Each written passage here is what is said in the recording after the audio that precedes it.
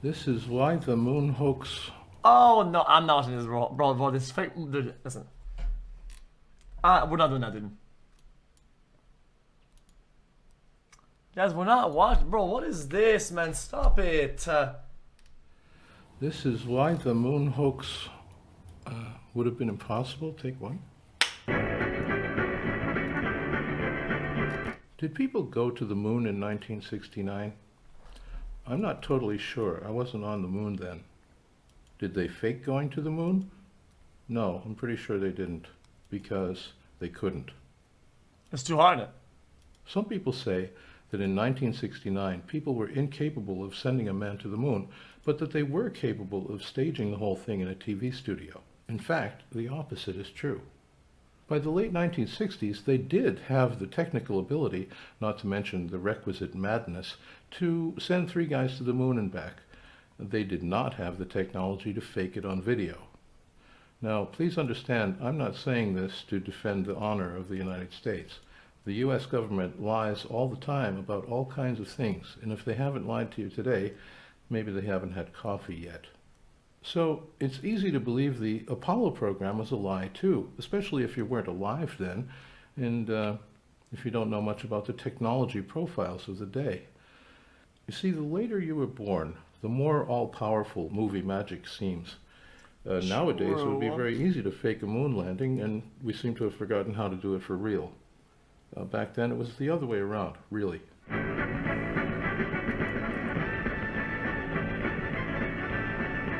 Ever since the 1920s, engineers were trying to improve liquid-fueled rockets and their guidance systems. They wanted to go to outer space. The people who were paying for it wanted better bombs. By 1943, Wernher von Braun's people already had a fully functional suborbital rocket called the Aggregate Fear, later known as the V2. Wait, it looks like a rocket then. The German rocket scientists went to work for 2 rival superpowers who then went... Yeah, I get it. I get it. It'd be harder to set it up and fake it to actually do it. Believe it or not. I get it. Makes sense. I like the argument. Well, that's a lot more than that Ampex disc recorder could hold. But NASA is special. Maybe they have a big disc recorder.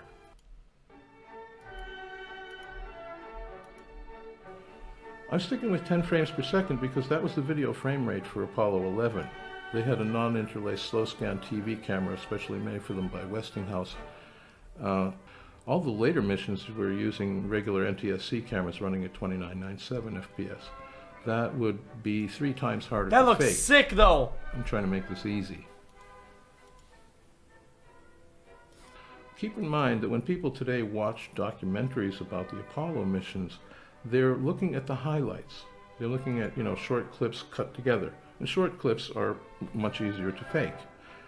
But in July 1969, 600 million people, including me, were all staring at a continuous lunar telecast that went on for a long time. It's actually pretty boring sometimes. At 16 minutes into the EVA, they turn on the video camera. 4 minutes later, you get your one small step thing. Then Aldrin climbs out, and they move the camera onto a tripod and proceed to do all their moonwalking, flag planting, photo snapping, and rock picking. Then Armstrong climbs back up into the lander, and it's over. By which time the video camera has been running for 143 minutes. So if we're faking this with electronic slow-mo at 1/3 speed, we only need to record about 47 minutes of continuous live-action video. Well, that's a lot more than that Ampex disc recorder could hold. But NASA is special. Maybe they have a big disc recorder. Oh, that makes sense, actually. In 1969. Okay, how much bigger? 95 times bigger? I don't know, man. I mean, government agencies are powerful, but they're not God. Then again, they are NASA. Maybe they did have some special way to overcrank video in 1969 for an hour and a half. Maybe they had some top secret high-speed electronics that the rest of the world never knew about. Yeah, is this saying that the broadcast is too long? That normally doesn't hold that much disk space or whatever for that broadcast juice? No, you guys said that their navigation computers were too slow. I guess we can't have it both ways. I mean, it can't be fast and slow at the same time, right? Wouldn't it be easier to shoot this on film? I mean, in 1969, we already knew how to overcrank film. For Apollo 11, we only need to shoot 30 FPS and play it back at 10. Okay, let's try that. I'd recommend you shoot on 35mm to minimize the film grain. That's what Kubrick would have done. Now let's see. Normal 35mm runs This at 90 guy's like feet an per old minute, school but since we're film shooting at nerd. 30 FPS, that'll be 112.5 feet per minute. We need 47 minutes of original film, so that's about 5,300 feet. And of course, there's no such thing as a film magazine that big. Volkswagen? Chad, that seems like a liability to burn up in any sort of fire, no? Isn't that extremely flammable to have film on board of a fucking space motherfucker? But if you shoot 1,000-foot loads, that's about that big, then you can do it in 5 mags. They would never do that. Wait, I can do this. You don't want to see the splice marks where you put the reels together, because then everybody would know it was a fake. And remember, we're shooting for TV, so it's 1:3:3 aspect ratio and not 1:8:5. So that means you have to do A and B rolls. You have to cut the negative into A and B rolls and print them onto a 5,300-foot fine-grained interpositive, then cut an Bro, answer this print in the guy, film lab. yeah. And when you're done, make sure everybody that works in the film lab dies mysteriously in a car crash. Now you just need to find a custom-designed telecine that can transfer your 5,300-foot answer print In a to mag, yeah. video at 10 frames per second. Oh, no. Pin registered, of course. How hard can that be? Of course, you need to be absolutely certain that in all that splicing and printing and transferring, none of the most common film artifacts have gotten onto your giant print. No base scratches, no emulsion flakes, no gate weave, no grain, and not one single fleck of dust, because any one of those things will instantly betray that this is a hoax. Okay, so you do that, and then you do it again for 5 more lunar missions. Only those later missions, you have to play back at 30 FPS, meaning you have to shoot at like 60 FPS, twice the torque, twice as many splices to keep clean, twice as much of a chance That that was the actually film's kind of gonna interesting, to break be in the honest. camera. You think maybe it would be easier to just go to the moon? I don't really know if that's possible. Like I said, I wasn't on the moon. Oh, in okay, I mean, no, 1969, probably not. and neither were you.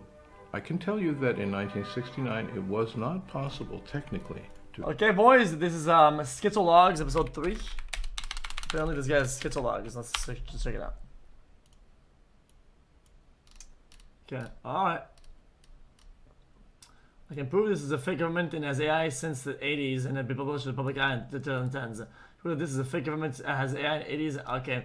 Is it AI generated? I have a very real version of my government AI secret that can generate realistic videos that can need the HD playback and very easy to generate and edit in Photoshop, Adobe Premiere Pro.